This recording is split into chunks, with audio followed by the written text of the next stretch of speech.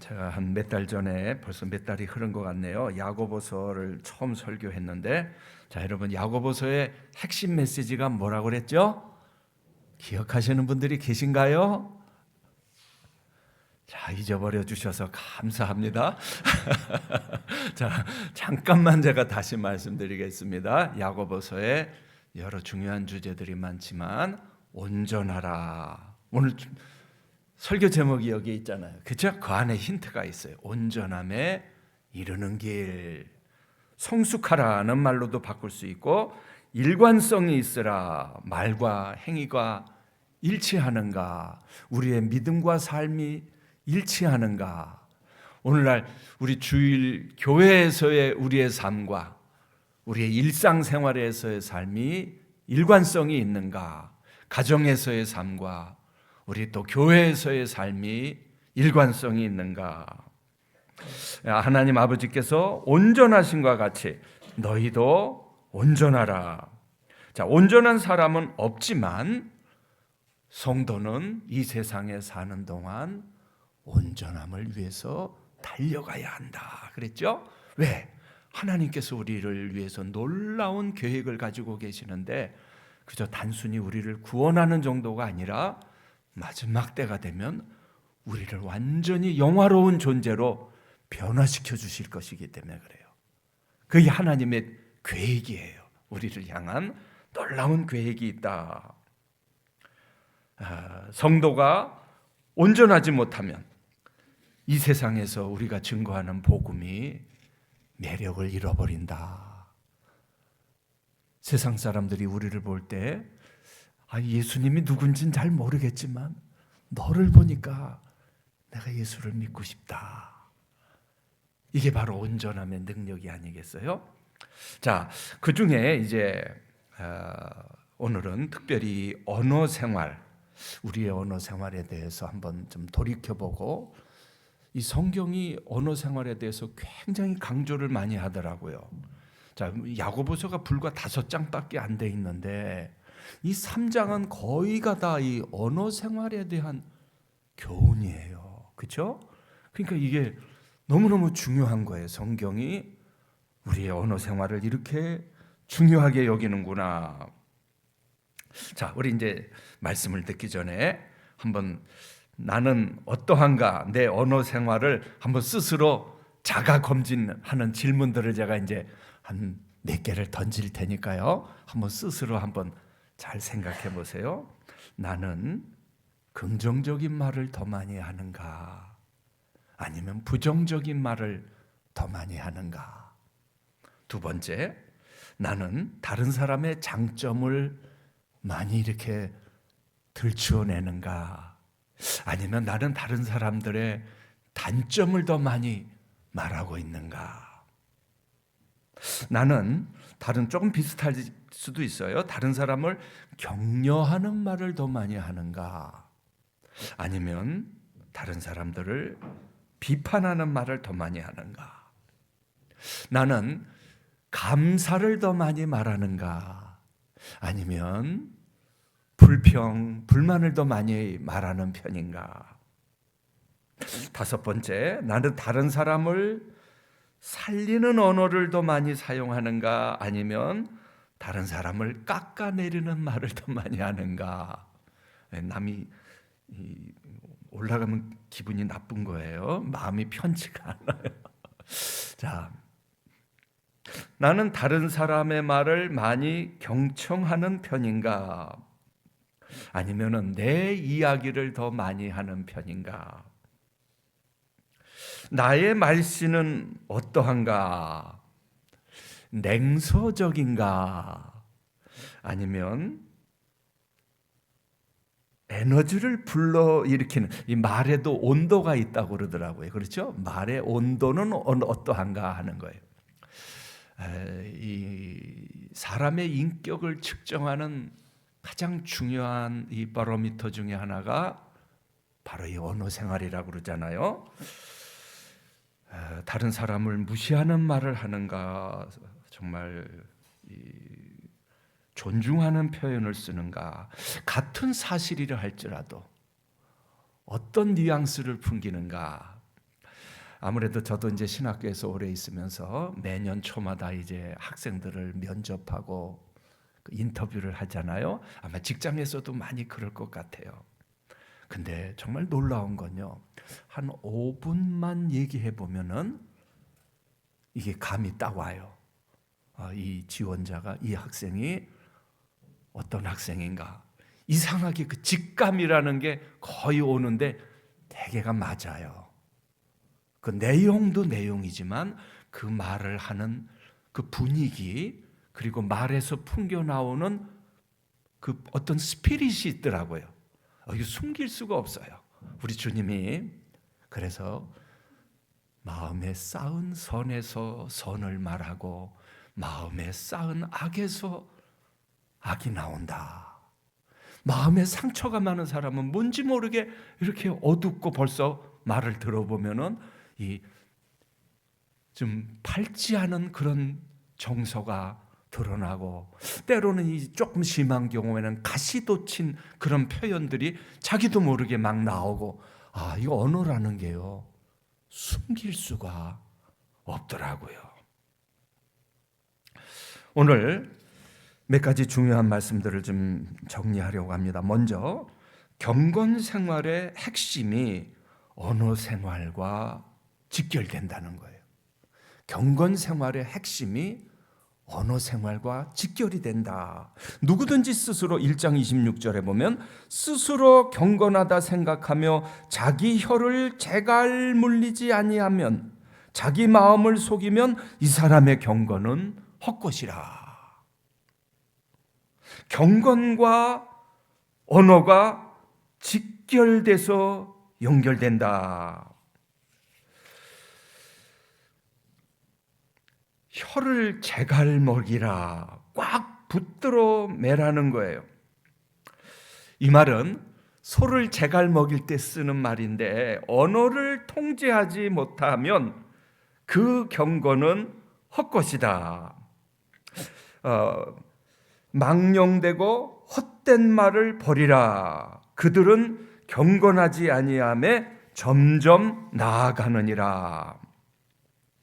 이 성경의 많은 부분이 이 관점에서 보니까, 우리는 이제 흔히 경건하면 새벽기도 열심히 하고 기도 많이 하고, 예, 맞습니다.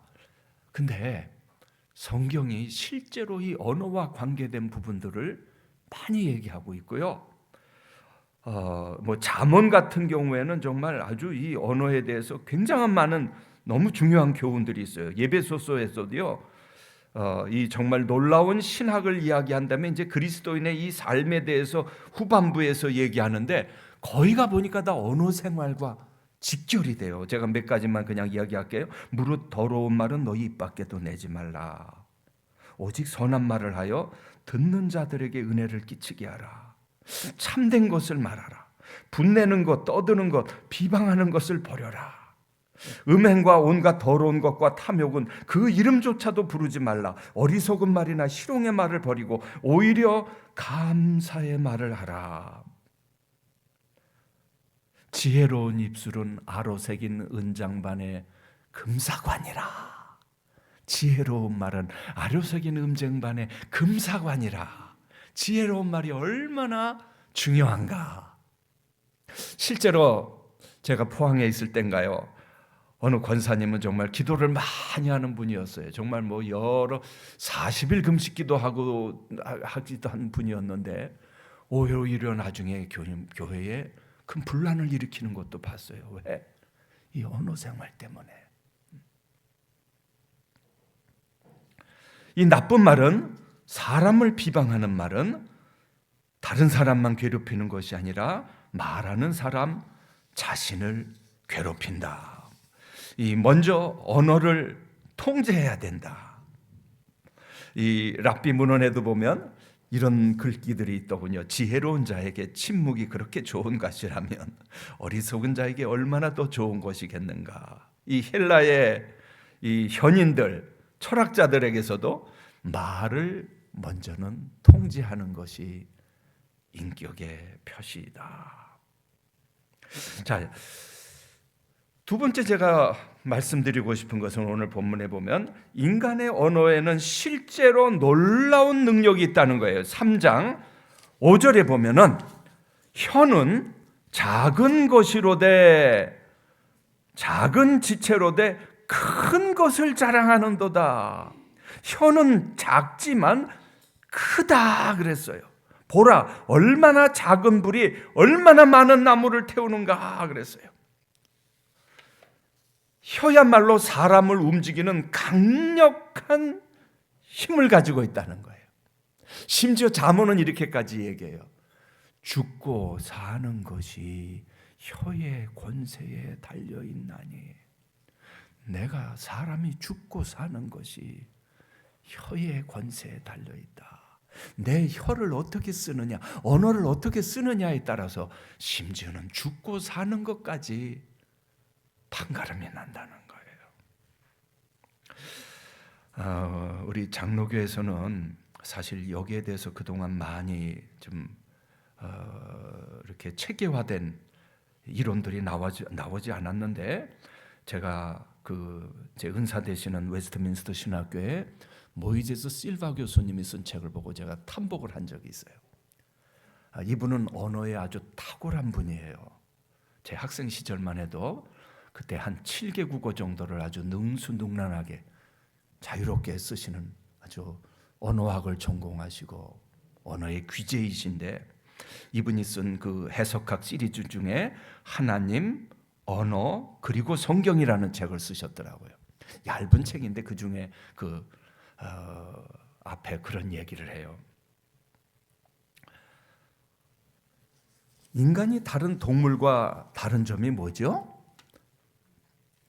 창세기 1장을 볼까요?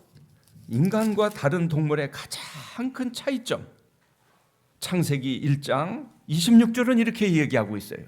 다른 만물을 창조하실 때는, 하나님께서 다른 동물이나 만물을 창조하실 때는 이런 표현을 하지 않아요. 그런데 인간을 창조하실 때는 뭐라고 그러셨냐면, 하나님이 이르시되 누구의 형상을 따라? 우리의 형상을 따라 우리의 모양으로 우리가 사람을 만들고. 아하, 인간과 동물의 가장 큰 차이점은 하나님의 형상, 라틴어로 이마고 데이라고 그러죠. 하나님의 형상으로 인간을 만드셨다. 모든 다른 어떤 피조물에게도 이런 표현이 사용되지 않았어요.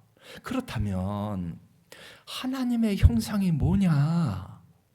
그동안 지정이 거룩함을 추구하고 참 인간이 영적인 존재로 창조되었다. 여러 다른 이런 중요한 견해들이 많이 제시되었는데, 모이세스 실바 교수님이 창세기 1장의 문맥에서 봤을 때 인간이 하나님의 형상으로 창조된 가장 중요한 것이 무엇이냐?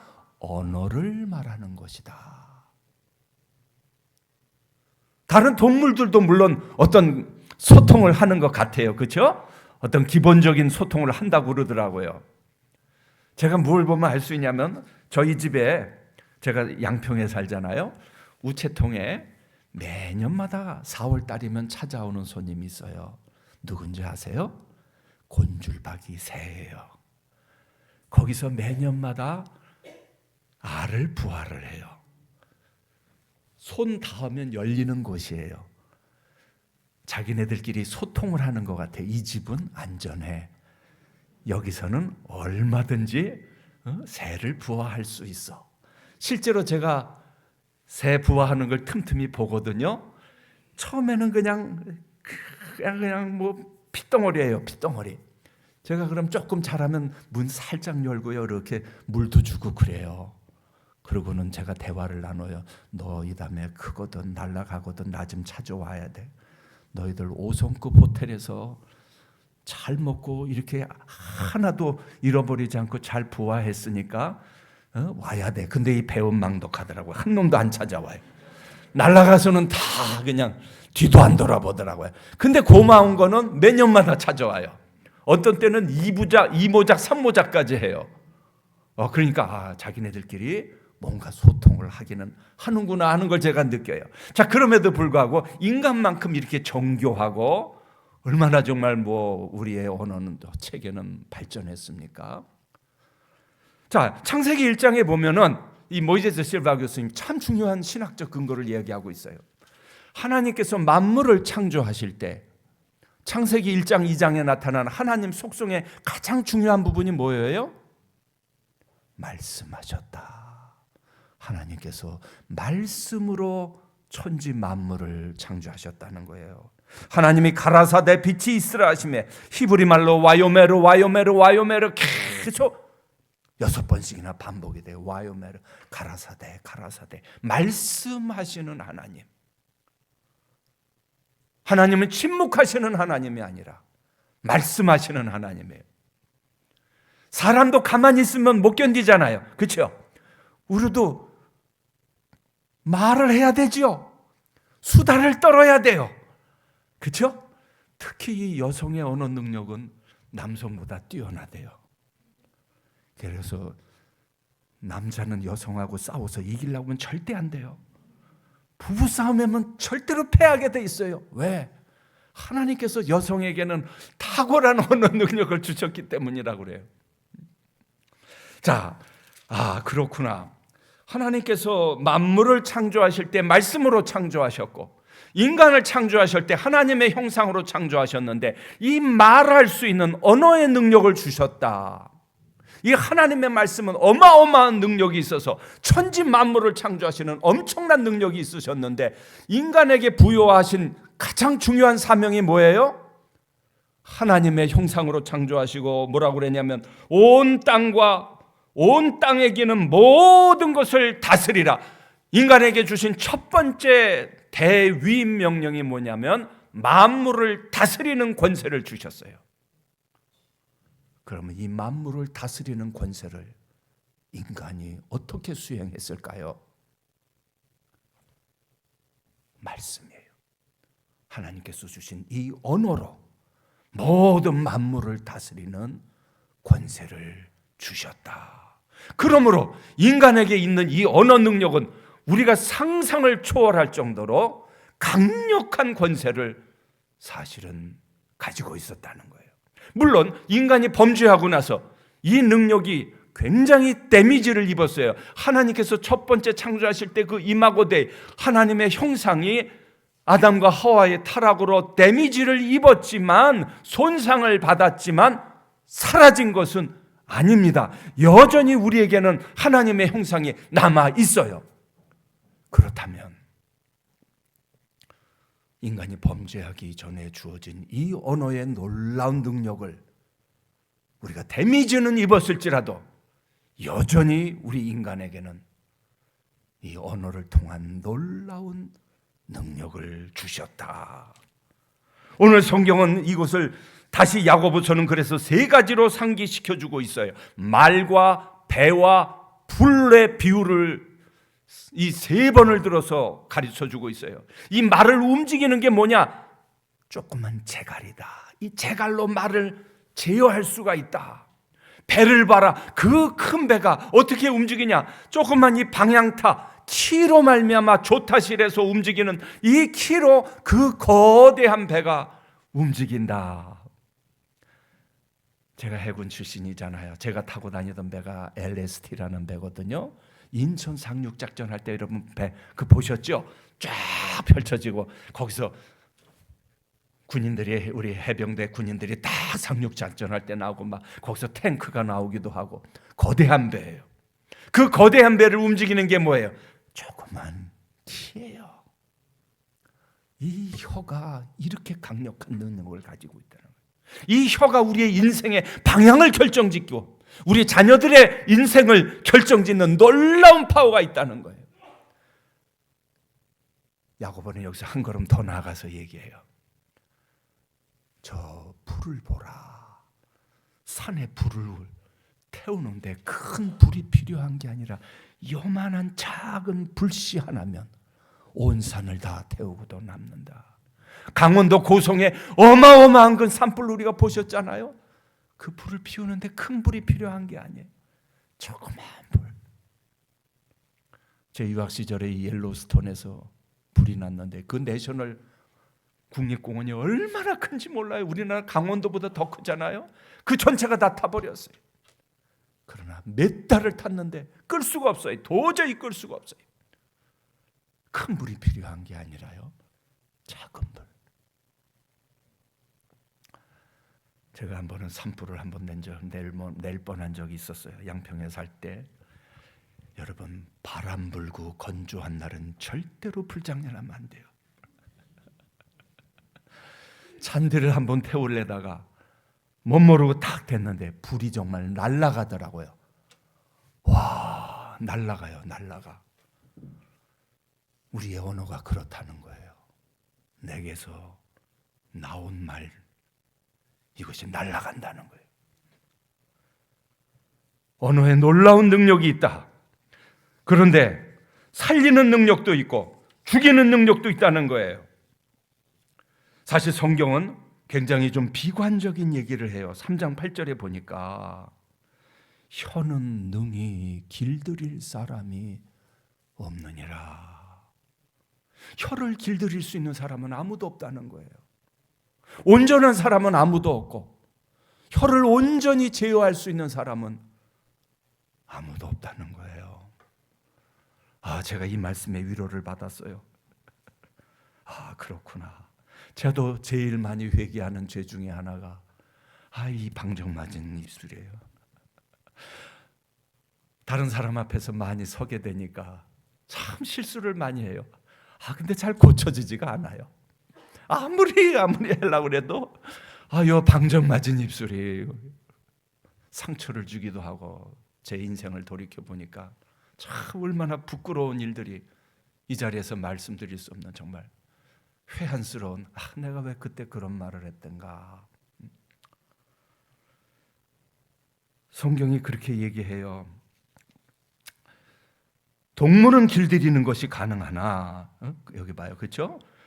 동물, 여러 종류의 짐승과 새며 벌레와 바다의 생물은 다 사람이 길들일 수 있고 길들여 왔거니와 혀는 능히 길들일 사람이 없나니 쉬지 아니하는 악이요 죽이는 독이 가득한 것이라. 실제로 정말 호랑이도 길들이더라고요. 사자도 길들이더라고요. 심지어는 매도 길들여요. 매도 길들여서 저 몽골 사람들은 사냥하는데 매를 쓰더라고요. 그렇죠? 혀는 안 된다는 거예요. 우리가 다른 사람의 실수에 대해서도 좀 관대할 필요가 있구나. 사람이니까 얼마든지 실수할 수 있다.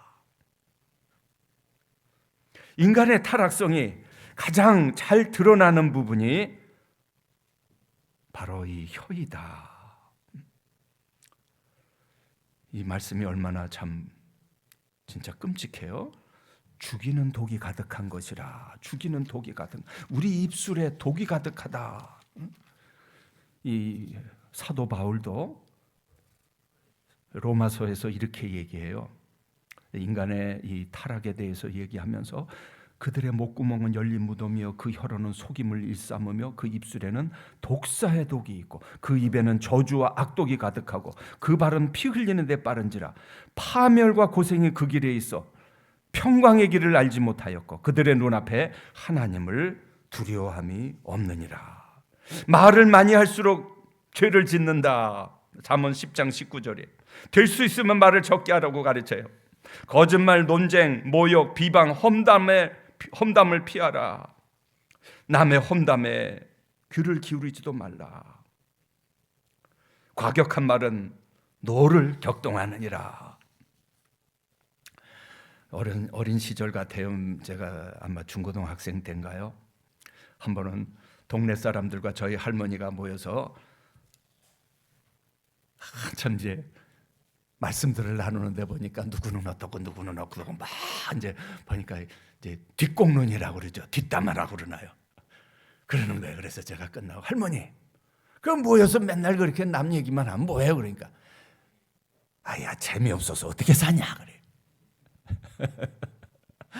그거라도 한 말하고 어떻게 재미없어서 어떻게 사냐 그래요. 자, 그러나 여러분, 이 언어가 두 가지로 나타나요. 생산적으로도 나타날 수 있고 창조적으로도 나타날 수 있고, 다른 하나는 파괴적으로도 나타날 수 있다. 오늘날 이 악플, 인터넷 문화 때문에 자기 생명을 끊는 경우도 있고, 이 언어로 인해서 사람의 마음에 정말 독을 주입하는, 이 슈틀락이란 분이 쓴 글에 보니까 이런 말을 했어요. 뒷공론을 퍼뜨리라. 그러면 사람들이 당신을 신뢰하지 않을 것이다. 빈정거리고 모욕하는 말을 해보라. 그러면 사람들이 당신을 따르지 않을 것이다. 야고보가 강조하는 것은 당신의 말에 대한 다른 사람들의 반응이 아니라 당신의 말로부터 시작해서 나머지 삶 전체에 죄를 퍼뜨리는 것이다. 혀로 증오의 참말을 해보라. 그러면 행동의 다른 측면들도 증오에 차게 될 것이다. 당신의 말을 훈련하고 정결하게 하지 않으면 삶의 나머지 부분을 훈련하거나 정결하게 하지 못할 것이다.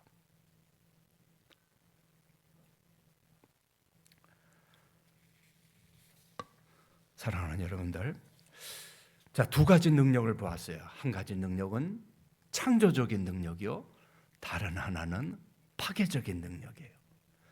하나님께서 주신 이 능력을, 인간이 범죄하기 전에 주신 이 엄청난 창조적인 능력을 어떻게 사용할 것인가. 저도 제 자신을 이렇게 돌아보았는데요, 참 어머니를 생각할 때마다 저는 늘 감사한 게 있어요. 제 이 자아를 형성해 주는 데 있어서 가장 큰 역할을 하신 분이 누구시냐면 저희 어머니더라고요. 어린 시절 어머니가 저에게 제일 많이 해주신 말씀이 뭐냐면, 너는 이 다음에 커서 훌륭한 사람이 될 거야. 훌륭한 사람이 될 거야. 그때는 그랬어요. 뭐 잘못해도 이상하게 훌륭한 사람이 될 거라고 그러니까 숙연해졌어요. 훌륭한 사람이 뭔지도 모르고요, 그냥 훌륭한 사람 하면 마음이 그냥 뭉클해지는 거예요. 아, 그렇구나. 어머니의 이 따뜻한 칭찬과 격려가 제가 어디 가도 주눅들지 않게 하는 강력한 밑바닥에 형성된 이 자아, 셀프 이미지에 결정적인 공헌을 해주셨다. 저희 어머니는 한 번도 이 나가 죽을 놈아, 이 망할 놈아, 이 썩을 놈아 이런 말을 하신 적이 한 번도 없어요. 그 어떤 분이 그런 고백을 해요. 정말 스카이 대학을 나오고 머리도 좋고 다 되는데 이상하게 일이 안 풀리더래요. 돌이켜보니까 부모님들이 자기한테 어렸을 때부터 많이 한 말이 있대요. 이 썩을 놈아, 이 망할 놈아. 맨날 이 망할 놈아 소리만 듣고 자라니까 이게 이 쌓이고 쌓여서 다 됐다가도 결정적인 순간에 그 문을 넘지 못하는 거예요. 이 말이라는 게 너무나 무서운 거예요. 사랑하는 여러분들, 창조적인 언어를 많이 사용하십시오. 이 부분에 있어서요, 저는 이 대한민국의 목회자들 중에 이 창조적인 말의 이 능력을 일찍이 정말 이 뭐라고 그래야 될까요? 깨닫고 많이 사용하신 목사님이 제가 볼 땐 조용기 목사님이 아니신가 생각돼요. 이 언어의 능력에 대해서 누구보다도 정말 많이 강조하셨더라고요.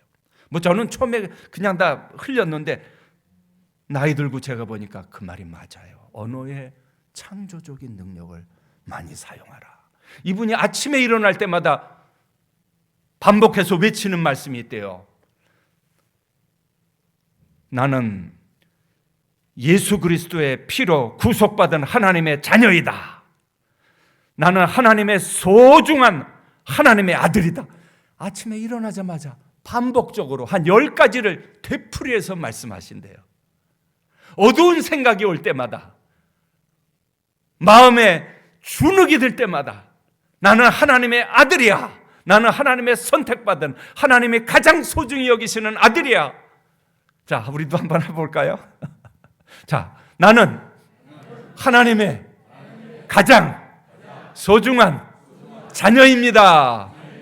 예수께서 귀하신 보혈로 값주고 사신 하나님의 자녀입니다. 할렐루야. 저는요, 거기다가 한두 가지 덧붙여요. 나는 하나님의 위대한 상속자입니다. 따라해 봅시다. 나는 하나님의 위대한 상속자입니다.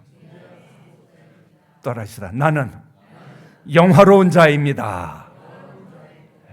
하나님께서 영화롭게 해주실 것을 나는 확신합니다. 여러분, 놀랍게도요, 이 선포의 능력이 따르더라고요.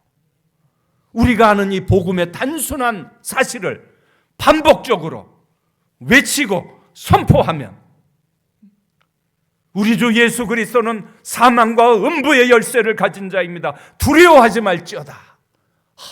이 말씀을 외칠 때마다 내 마음에 담대함이 생겨요. 할렐루야. 이 능력을 여러분 사용하시기를 간절히 축원합니다. 참 제가 저는 많이 다니지는 못하지만 참 과천의 어느 교회 주일 예배도 한번 가고 수요 예배도 초청했어서 갔는데요, 깜짝 놀랐어요. 수요 예배인데도 예배당에 그냥 빈자리가 하나도 없이 한 1,000여석자리가 꽉 찼어요. 근데 그 교회는 주일날마다 지금 말씀드린 그 말씀을 반복적으로 한 5가지 정도를 성도님들이 고백을 해요. 나는 하나님의 사랑받는 자입니다. 나는 완전한 용서를 받은 자입니다. 이 단순한 사실을, 복음의 사실을 확신 있게 선언하고 공포하고 고백하는데 제가 굉장히 인상적이었고, 신천지를 이긴 교회예요. 바로 한 500m 안에 신천지 본부가 있는 교회인데 신천지가 왔다가 손도 못 대고 간 교회가 그 교회래요. 이야. 설교를 준비하면서 데일 카네기 참 중요한 이 언어에 대한 책들을 쭉 좀 몇 권 찾아봤어요. 이 데일 카네기 인간관계는 이건 어마어마한 수백만 부의 참 그 판매 부수를 기록했다는데요. 정말 읽어볼 만한 책이에요. 그 내용은 아주 어떻게 보면 굉장히 단순해요. 사람을 움직이는 가장 강력한 힘이 무엇인가? 칭찬과 인정이라는 거예요. 칭찬과 인정이야말로 사람을 움직이는 가장 강력한 힘이다. 저는 그렇게 생각해요. 지금 대한민국, 여러분 전 세계에서 제일 두뇌가 우수한 민족이 어느 나라인지 아세요? 예? 어느 나라인지 정말 아십니까? 대한민국이래요. 아니 실제로 통계적으로 그렇답니다. 이제 노벨상도 나왔잖아요. 이 K문화가 지금 대한민국 역사상 이렇게 지금 전 세계에 부상되는 때가 없었어요. 지난 여름에 저희 딸이 공부하는 네덜란드를 제가 방문했는데요, 네덜란드 교회 지역에 머물렀는데 레스토랑에 갔다가 제가 깜짝 놀랐어요. 거기 뭐가 있는지 아십니까? 코리안 바베큐가 있어요. 조그만 네덜란드 시골 동네예요. 코리안 치킨이 있어요. 제가 깜짝 놀랐어요.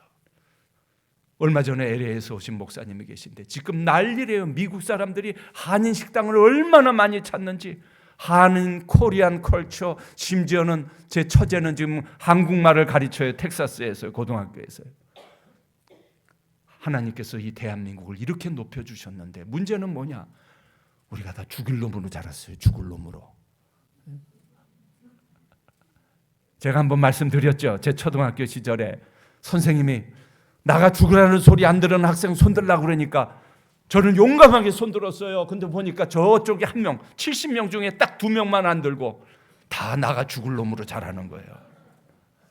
그러니까 이렇게 우수한 두뇌와 이렇게 우수한 우리 문화를 가지고 있는데 나는 안 돼, 나는 죽을 놈으로 자라. 그러니까 이게 억압하는 거예요. 그 안에 갇혀 있는 거예요. 사랑하는 여러분들, 여러분의 배우자에게도 당신 나한테 해준 거 뭐야 그러지 말고요. 이제는요, 당신이 가장 소중한 존재야. 나하고 함께 살아줘서 고마워. 사랑의 고백을 하시기 바라요. 자녀들에게도 공부해 하지 말고요, 너는 가장 소중한 존재야. 하나님께서 나에게 주신 가장 소중한 존재라는 것을 고백해 주시기를 바라요. 감사의 언어를 많이 사용하시기를 바라요. 여러분, 기도의 이 비결이 뭔지 아세요? 감사하면 기도문이 열려요. 제가 참 감사한 게 제 청소년 청년 시절을 자란 그 신영상교회에서 10여 년을 신앙생활을 했는데요, 담임 목사님이 늘 강조하는 게 있어요. 여러분 한번 따라해 봅시다. 감사는 최대의 보약입니다. 감사의 언어를 하니까 영성이 바뀌어져요. 할렐루야. 칭찬의 언어, 게리 체프먼의 이 5가지 사랑의 언어, 혹시 이 책을 보셨습니까? 5가지 칭찬의 언어. 이 언어들을 사용하기 시작하면 우리의 영적인 체질이 바꾸어지기 시작하고요, 기도의 능력이 바뀌어지기 시작하고요, 하나님의 나라가 강력하게 임하는 놀라운 변화의 역사가 일어납니다. 한 가지 얘기만 하겠습니다. 이 아브라함 링컨 얘기를 하고 싶은데요, 아브라함 링컨 하면 우리가 기도의 사람, 미국을 변화시킨 훌륭한 노예 해방 운동을 일으킨 대통령으로 기억해요. 백악관을 기도로 변화시킨 위대한 역대 대통령 중에 가장 존경받는 대통령. 근데 세상에 알려지지 않는 링컨 대통령의 모습이 있어요. 어떤 사람이 링컨의 생애만 한 10년을 연구했는데 알려지지 않는 이 비사들을 내게 하더라고요. 젊은 시절 링컨이 처음부터 그렇게 위대한 사람은 아니었다는 거예요. 젊은 시절에는 소위 악플러였대요. 악플러, 혹독한 비판가. 심지어는 사람들을 조롱하는 글을, 시를 써서 공개적으로 막 발표했는데, 그런데 이런 링컨에게 엄청난 충격을 준 그의 일생의 대변혁의 사건이 한 번 있었다고 합니다. 1842년에 제임스 쉴즈라는 허영심 많은 이 정치가를 할만하죠. 그러니까 공개 저격했대요. 스프링필드의 저널에 풍자적으로 비방했대요. 그러자 이 비방을 받은 이 쉴즈가 자존심이 상할 대로 상해갖고 얼마나 화가 났던지 공개적으로 너 나하고 결투하자.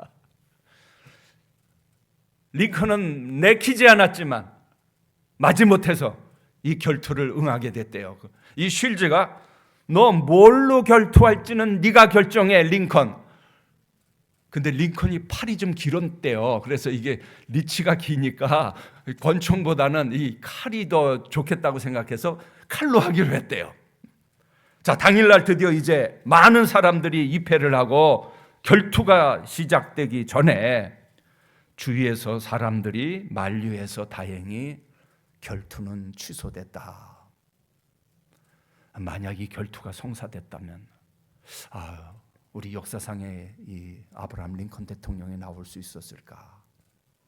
지든 이기든요, 그렇죠? 그런데 중요한 건 이건 링컨에게 너무나 큰 충격을 주었다는 거예요.